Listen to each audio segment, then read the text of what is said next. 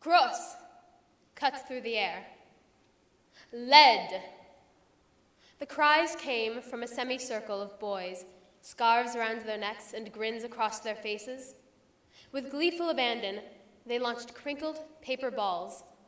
One boy, hitting his target, said the first thing I understood. "Gotcha, fat girl."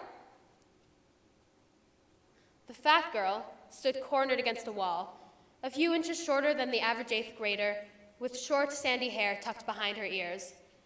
Watery blue eyes blinked in rapid succession. Her round face, flushed red, clashed with her yellow t-shirt.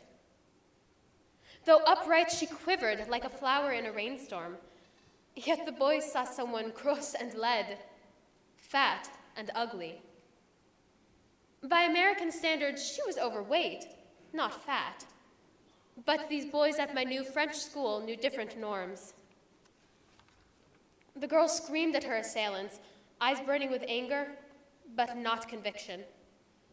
The boys ignored her protests, seeing only a bullseye. Finally, I couldn't take it anymore. With the force of 1,000 steam engines, I pushed through the crowd and shouted at the boys. The boys, shocked by my powerful presence, ran off. The girl's tears turned to those of joy. Then, a tap on my shoulder broke me out of my reverie. I realized I hadn't moved a muscle. "What are you waiting for?" my friend asked me. "We'll be late for class." I looked back at the girl. I was shorter than her. I was probably fatter. If I stood up for her, the bullies might attack me too. Besides, I couldn't speak French. How could I help her? Wordlessly, I followed my friend, leaving the girl behind.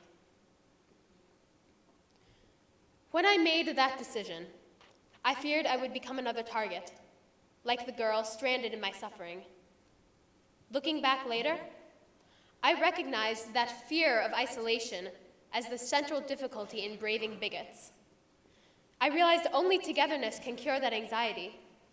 To successfully confront intolerance, one person cannot stand alone.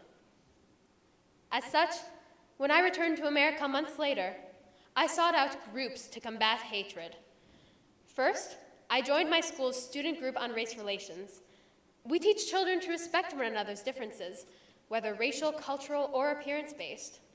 Later, I founded my school's chapter of the Harry Potter Alliance, a service organization aimed towards easing victims' plights, bullying or otherwise, worldwide.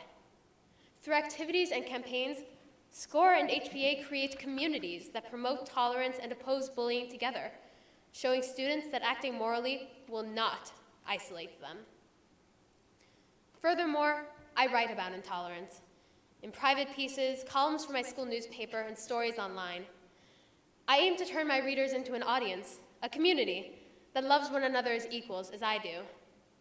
One day, I hope to write professionally and teach steadily larger communities that they can change lives just by holding out a hand.